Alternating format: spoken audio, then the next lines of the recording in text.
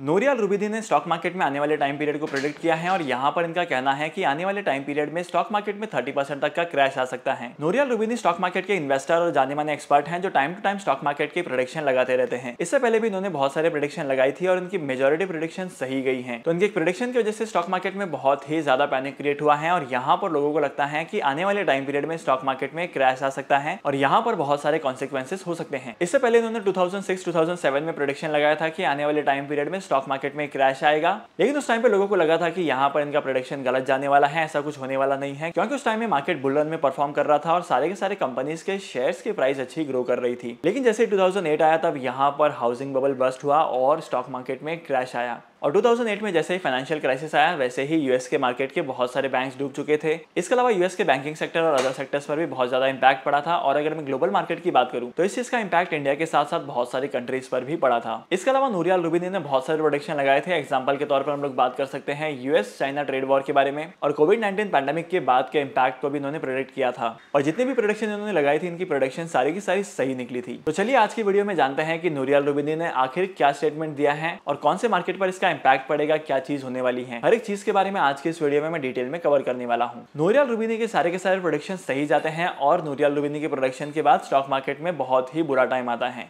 इसीलिए मार्केट में इन्हें मिस्टर बूम के नाम से भी जाना जाता है। बूम का मतलब होता है नेगेटिव, सबसे खराब चीज। तो मिस्टर बूम ने ये प्रेडिक्शन जो है वो यूएस मार्केट को लेकर बनाई है और यहाँ पर कहते हैं कि आने वाले टाइम पीरियड में यूएस मार्केट में क्रैश आ सकता है। अब जैसे कि आप करंट सिचुएशन में देख सकते हैं कि यूएस के इकोनॉमी में रिसेशन बढ़ते जा रहा है और इन्फ्लेशन भी बढ़ते जा रहा है। यूनाइटेड स्टेट ऑफ अमेरिका में फेडरल बैंक बार बार इंटरेस्ट रेट को इंक्रीज कर रही है और पिछले 3 सालों में इंटरेस्ट रेट को इतना इंक्रीज कर चुकी है जितना इन्होंने पहले कभी नहीं किया था। लेकिन यहाँ पर बहुत सारे लोगों का मानना है कि यूएस के मार्केट में रिसेशन आएगा, यूएस के मार्केट में डाउनफॉल आएगा तो इसका इंपैक्ट इंडिया की इकोनॉमी पर नहीं पड़ेगा। इंडिया काफी हद तक सेफ रहने वाला है और यहाँ पर हम लोगों को कोई प्रॉब्लम नहीं होगी। लेकिन यहाँ पर एक चीज समझने वाली ये है कि सिर्फ इंडिया ही नहीं, दुनिया की कोई भी कंट्री ऐसी नहीं है जो सेल्फ डिपेंडेंट है। मतलब करंटली दुनिया भर के देशों में इंपोर्ट एक्सपोर्ट होते रहता है और यहाँ पर अपने सारे के सारे रिक्वायरमेंट को फुलफिल करते रहते हैं इंपोर्ट एक्सपोर्ट के थ्रू। फिर चाहे वो गुड्स की डिमांड हो, फिर चाहे वो फॉरेन करेंसीज की डिमांड हो या फिर चाहे कोई भी डिमांड हो। और इसी की वजह से अगर यूएसए के मार्केट में कोई कोलैप्स आता है, कोई रिसेशन आता है, तब यहाँ पर इस चीज का क्यूमुलेटिव इंपैक्ट इंडिया के मार्केट पर भी पड़ेगा और अदर कंट्रीज के मार्केट पर भी पड़ेगा। और वहीं पर अगर मैं यूएसए और इंडिया के ट्रेड की बात करूँ तो यहाँ पर $157 बिलियन का ट्रेड होता है इंडिया और यूएस के बीच में। India United state of America का सबसे बड़ा पार्टनर है जो इंपोर्ट और एक्सपोर्ट के थ्रू यूएसए के साथ ट्रेड करता है। और वहीं पर अगर मैं इंडिया के मार्केट की बात करूँ तो इंडिया के मार्केट के लिए यूएस में इंपोर्ट करना बहुत ही ज्यादा बेनिफिशियल होता है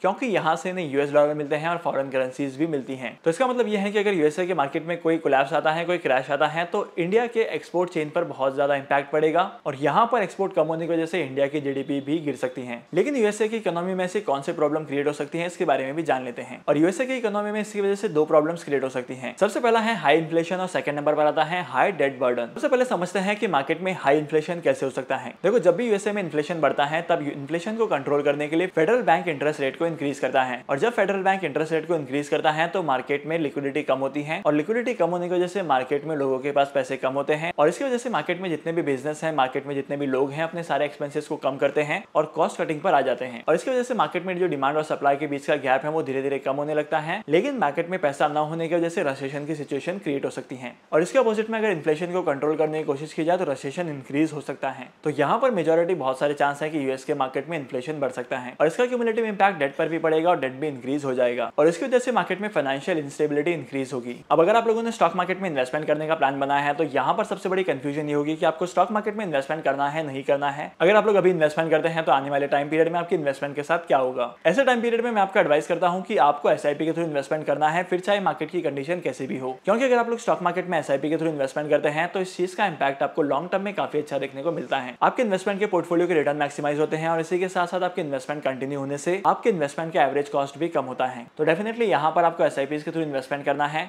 अगर आपको आज की इस वीडियो का कंटेंट वैल्यूएबल लगा है, आपने कुछ नया सीखा है तो इस वीडियो को लाइक करना, शेयर करना। इसी के साथ साथ अगर आप डीमैट अकाउंट ओपन करना चाहते हैं तो टॉप 3 ब्रोकर्स का लिंक आपको डिस्क्रिप्शन में मिल जाएगा। तो फिर मिलते हैं अगली वीडियो में नए टॉपिक के साथ, एक इंटरेस्टिंग टॉपिक के साथ। तब तक के लिए signing off, happy investing and good bye.